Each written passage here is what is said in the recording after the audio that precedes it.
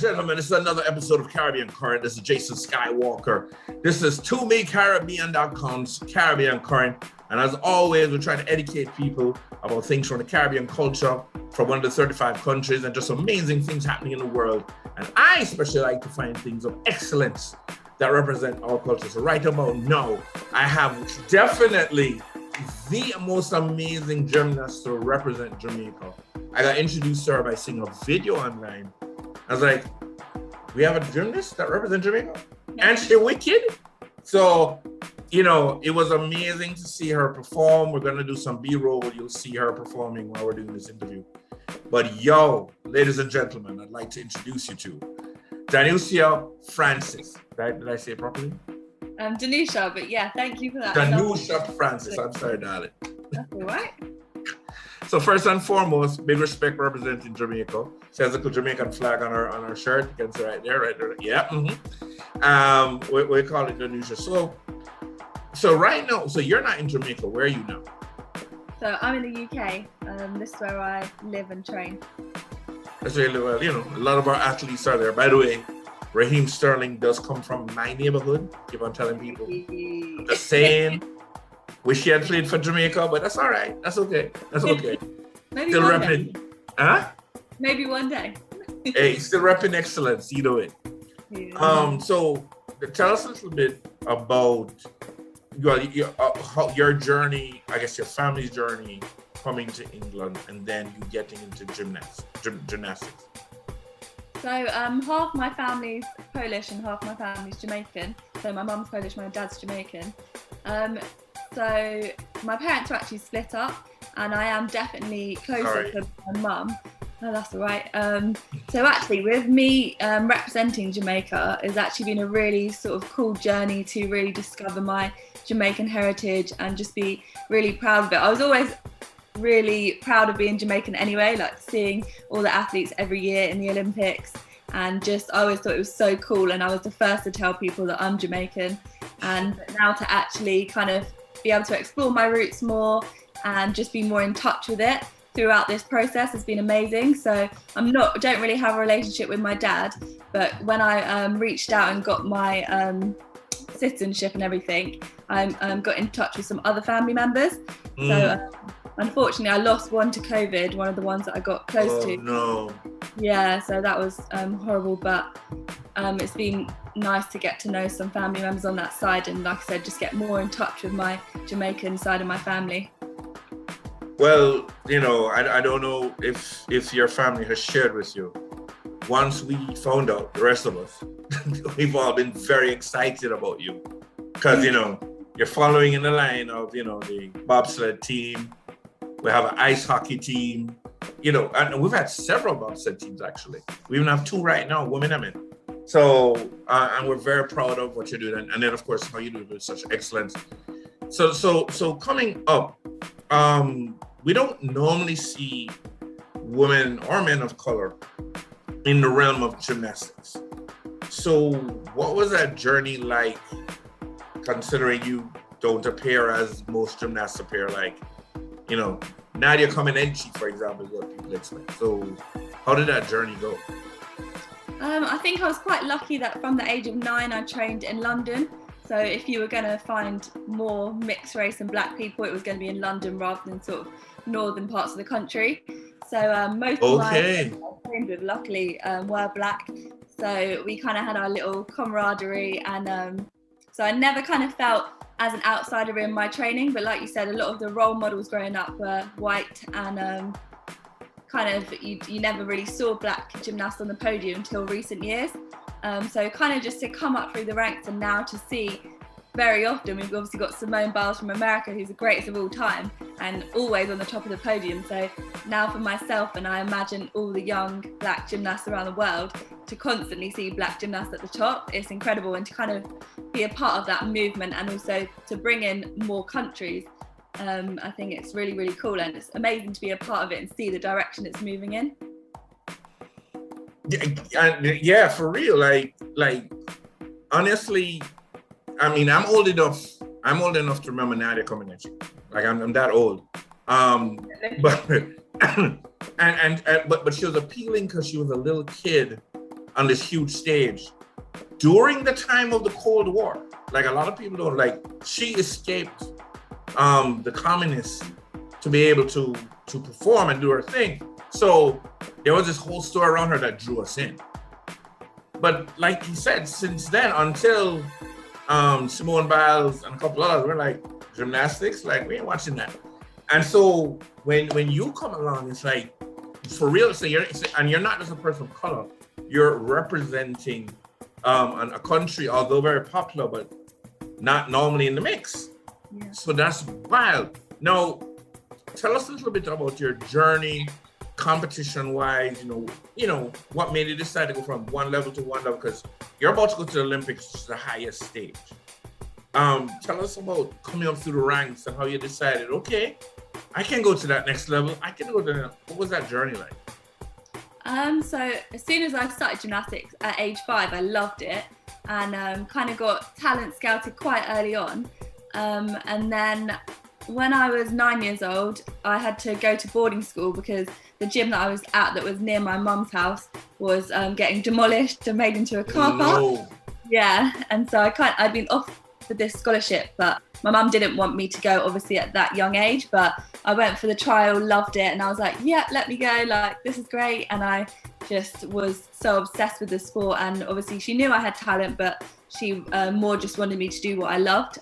So she always reassured me that I can come home at any time, and I never felt like I was forced into going to boarding school, and I actually had the time of my life. So and I've been at the same gym club ever since, and so I started competing for Great Britain and did Europeans, World Championships, and then in 2012 I was a reserve for the Olympics, and then I went to UCLA on a college gymnastics scholarship, so in America representing your college, and that was just incredible. And I thought I wouldn't do any international competitions ever again, but competing at UCLA, I just fell back in love with the sport and kind of saw it from a new perspective, a new performance side of things, rather than it all being really serious and kind of intense. It was more about like showing off what you can do and what you worked hard for.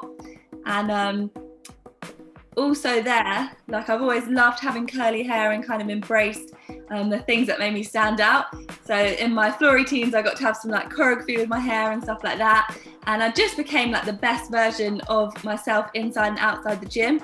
And this really inspired me to want to carry on competing.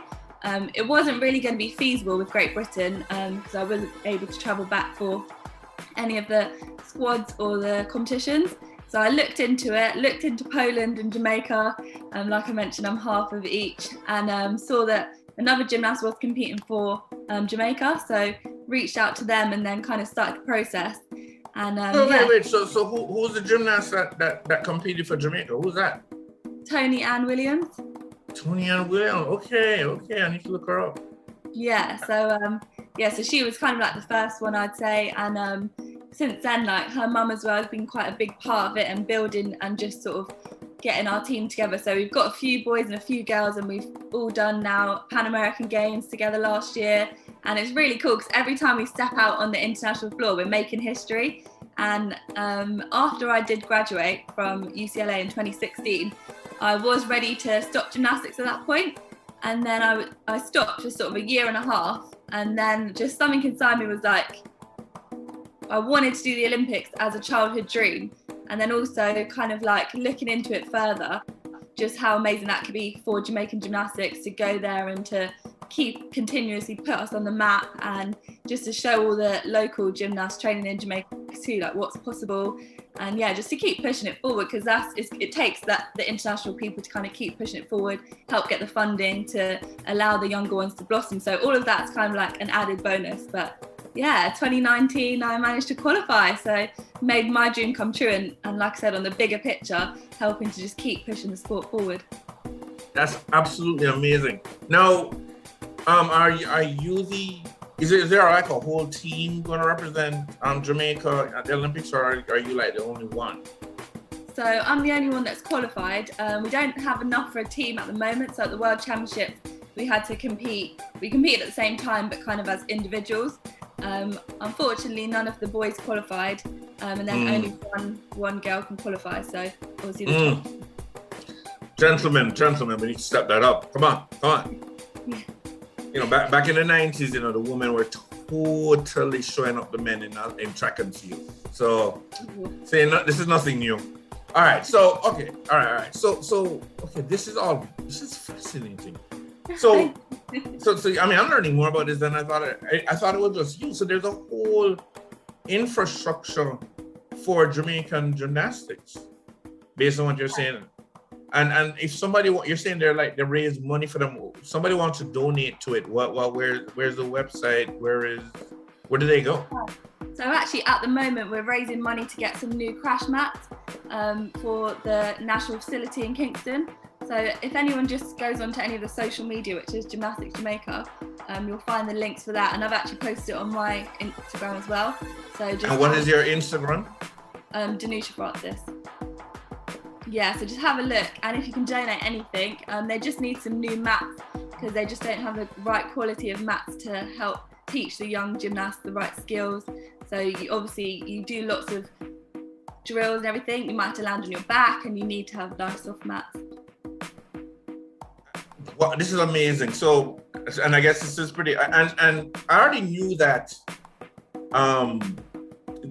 One of the reasons why we don't see people that look like us in gymnastics is the equipment and structures necessary. Like our communities don't know how to afford it. So clearly this is very important, and we have to raise money for it. All right, so people go to Danusia's IG page, Danusia Francis, DANUSIAFRANCIS. Hey. Go to her IG page so you can see where you can support Jamaican gymnastics. Now tell me something. So are there teams representing some of the other 35 Caribbean countries? I guess you saw them at the Pan Am Games. Is that correct? Yeah, there's definitely Trinidad and Tobago have got quite a strong team. They're the main ones that we're quite friendly with. But yeah, some of the Caribbean countries are really up and coming. We also have the Jamaica Classic, which is a yearly gymnastics competition held in Jamaica, and they invite all the Caribbean countries that are starting in gymnastics. So keep an eye on that, and if there's any ones out there that haven't took part yet, then definitely take part next year.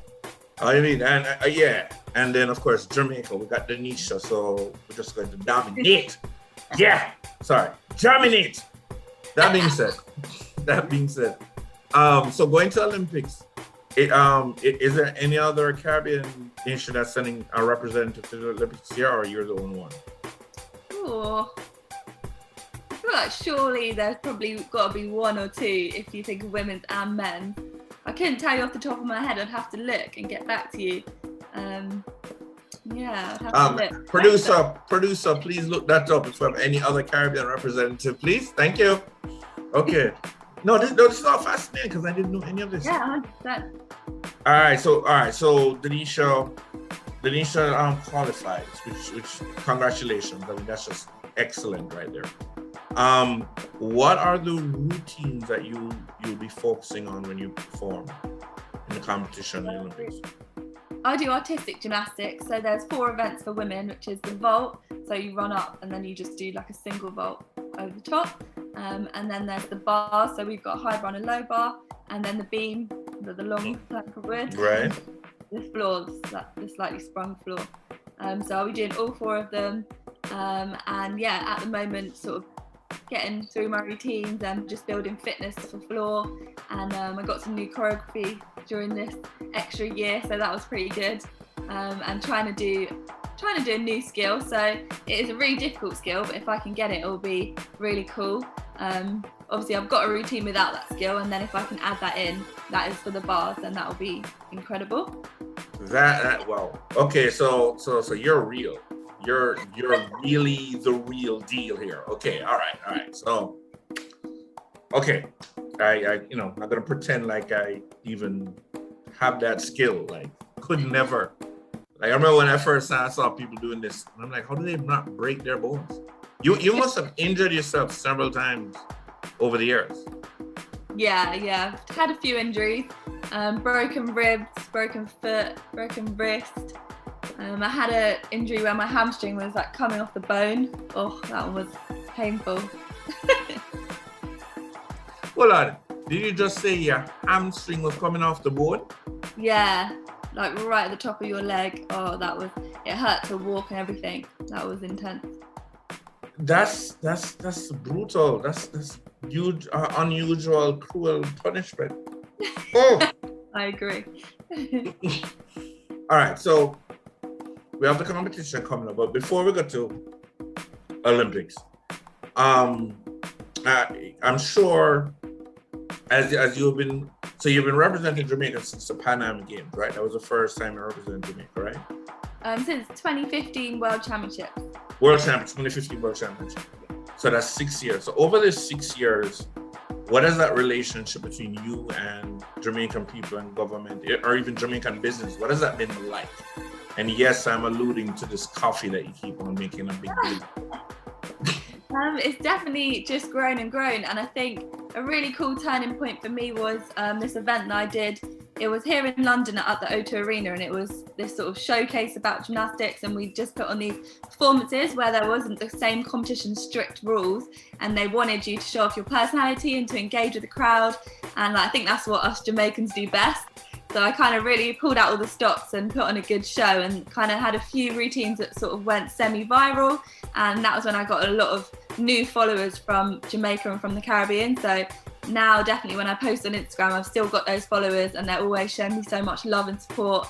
And through that, obviously, like you mentioned, Moy Hall Coffee reached out and wanted me to be a brand ambassador.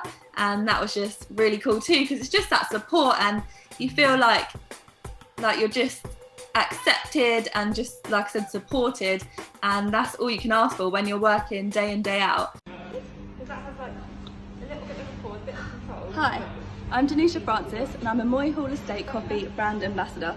My secret to successfully preparing for the Tokyo 2021 Olympics is definitely to have a cup of Moy Hall Estate before and sometimes during training. Just to have that sort of, it does help, and I want to call it that, like that help from people, whether it's just a like or a comment on social media, it really does help. But yeah, Moy Hall Coffee, if you haven't tried it, try it. It's amazing coffee. And by the way, that's why I chose the mountain background, because that's where the coffee comes from. Love it. So in terms of those performances, so did they allow you to choose the music, right? So in the Olympics coming up, we're going to hear some Jamaican music when you perform. What's going to be the music? What we're going to hear? The music that I've actually got, this is actually a spoiler because no one's seen my routine because I haven't done any competitions, but it's actually from Charlie's Angels, like the newer movie. Oh, okay. Yeah, and it just came up on a random shuffle on Spotify, and I was like, oh, this is kind of cool, and it just caught my attention, and it was a bit different and a bit more mature. Obviously, I'm an older gymnast, so yeah, so it's not Jamaican, but hopefully I can bring the Jamaican flavour anyway. Do you try to throw in like Jamaican dances when you're doing anything? Do you know what? I don't want to embarrass anyone, myself included. So I leave that to the girls in the dance hall. Tell me something. I'm quite sure if you put in some practice, you could put some of our Jamaican dancers to shame. I'm sure that. I want to get some pros to teach me. You heard that? My dancehall crews, Danisha wants somebody to show her to the thing. So let's fling the show. I mean, let's do this. So tell me something. While we're on that topic, give me 5 of your favorite dancehall songs and the artists. Oh God, you're putting me on the spot here. I'm actually have the most terrible memory of all time. So I'm kind of the person that will just go onto Spotify. I use Spotify. People at Apple versus Spotify, but I'm a Spotify. And I'll just sort of put on the genre, and I'm always in the car, so I never know the artist or the name. So I'm really sorry, but if you want to educate me and give me your top 5, I'll go and give them a listen. I'm going to throw it on me. All right. Reversed it on you. I mean, my number one dancehall artist has always been Buju Banton. So that's where I'm always going to start. Bound to Kill 'Em. Oh yeah. Sizzler. Oh yeah. Fabulous as number 4. And then number 5, Bear Song. Number 5 would have to be Bear Song. All right, so I just did dancehall. Okay, let's go back in there. Reggae music.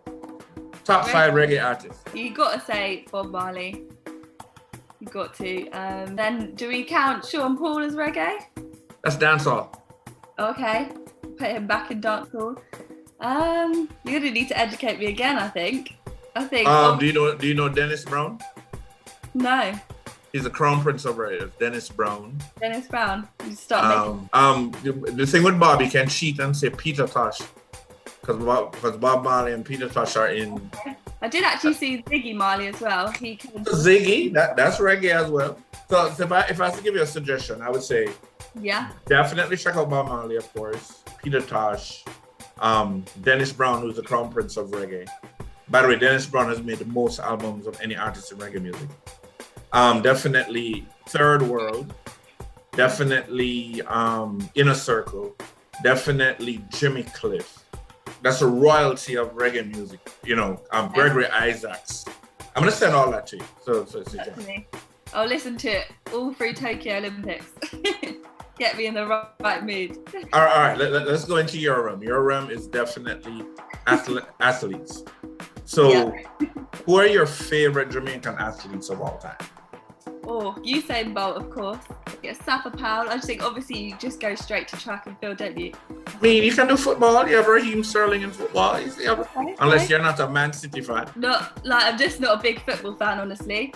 I'm going to go for my ladies, Elaine Thompson and Shelly-Ann Fraser, of course. And I'm going to throw out, Jamaican karate is up and coming. Mm-hmm. And I recently, not recently, in the sort of first part of lockdown, did a Zoom with them, and I've met a couple of them. So I'm going to throw the whole team out, but Alton Brown is one that I've met, and I'm just supporting all of them all the way. So Alton Brown, and I used to be on the Jamaica karate team actually. So I feel. Did you? Yeah.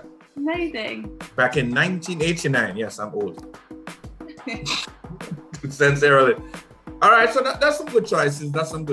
All right, Olympics coming up. What do we look forward to? How does all that work? What are the dates? What are they saying that you have to do? Especially in a COVID Olympics. How does that work? So obviously there's no international spectators, which is obviously a bit of a sad thing when we're all coming from all over the world. We obviously wanted maybe some family and friends there, but you know, it's COVID, we've got to do what we've got to do. Right. So at the moment, it's kind of all in the works. We might have a Jamaican training camp in a different location in Japan beforehand, but nothing's kind of confirmed yet. So just waiting on that. But obviously we will, no matter what, get out to Japan like a week or two in advance to obviously acclimatise and get training on the right equipment and then go for it. And my competition is July the 25th, I believe. So we're quite early gymnastics. Finish in July? Okay. Yeah. Okay, we're definitely going to be watching that. All of us in Jamaica, big support, you know. And who knows, next year I might have a big movie about you. That'd be cool. So Bob said he was cool runnings. I don't know. Gym runnings. I don't know. We were saying last time when all of the team was together, we were like cool tumblings, maybe. Cool tumblings. Okay. Cool tumblings. I think somebody needs to go ahead and copyright that immediately. Cool tumblings. You heard that? I'm going to call up Leon and see if we can get Disney to sponsor that. Hey. Cool tumblings. I like that. All right, Danusia. Well, we're going to be looking forward to your competition. Is there like anybody in the competition that you're looking at as the person that you'd probably like to beat? Like to beat? Ooh. Simone Biles? I don't know. Well, Simone Biles is the greatest of all time, so we'll just let her do her. I would say, let's have a think. I would say not really a specific person. I think you can't, in gymnastics, it's not like you're against them head to head and you can't sort of, what they do can't really affect you. So you kind of just have to be your own competition. As cliche as that might sound, you've just got to do your best and then the scores are going to be the scores. So yeah, myself. Well, you're representing Jamaica, so we want you to beat everybody. Speaking of that, so you had the opportunity to either represent Poland, England, or Jamaica.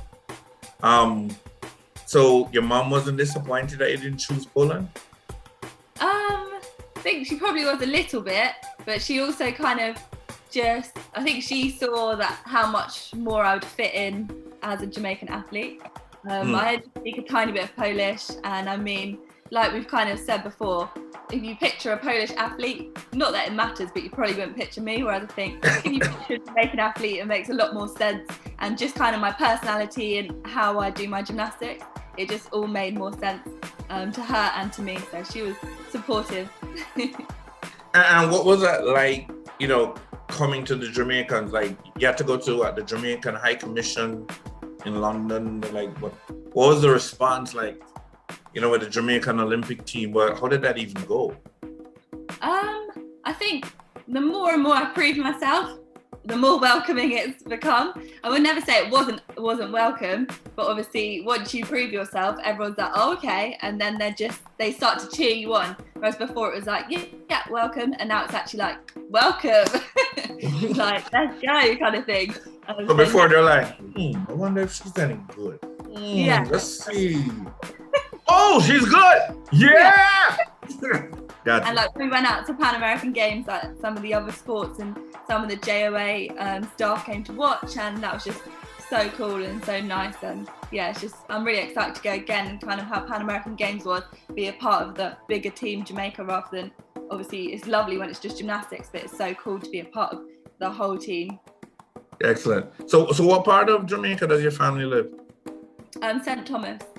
St. Thomas. Oh, wow. I'm from Kingston, so we're right beside it. Wow. You know, okay, you know that there's going to be a lot of investment and interest in doing business in St. Thomas. Oh, really? And yeah, and I think the coffee that you're working with is probably part of it is in St. Thomas as well, part of their farms. So, thinking of that, and considering your stature as representing Jamaica, you ever thought about extending doing business in Jamaica? You know, a lot of athletes don't normally think of the business opportunities after the fact. You ever thought about that? Like investing in Jamaica or anything like that?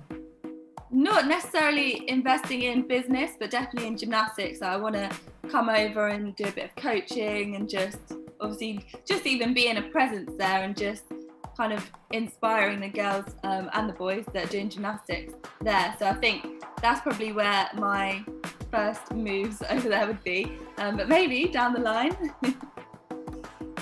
This is excellent. Well, Danusia, I want to thank you very much for spending time with us, because you are amazing. You are officially an Olympian. 25th of July, we will be looking, because go on to see Jamaican flag on the podium. Yeah. But either way, we're going to enjoy watching you, Miss Francis. Before we go any further, is there any last word you want to say to the To Be Caribbean Current viewers? I'd just like to say thanks so much to everyone for all your support, and I cannot wait to do you proud. Ladies and gentlemen, Danusia Francis. She is an Olympian. Pardon? Thanks for educating me. I'm about to listen to all them answers. Yeah, I'll send that to you. An Olympian. She's a TV presenter. We'll talk about that the next time we come around. She is a brand ambassador for Coffee from Jamaica. She's going to be a coach in Jamaican gymnastics. She's going to take it to another level. She's already inspiring people to do more. And of course, we're going to talk to Leon, see if we can talk to Disney about cool tumblings. Yeah, let's make this happen. Let's make this happen. All right, this is Jason Skywalker with Danusia Francis. Danusia, thank you again for making time for us.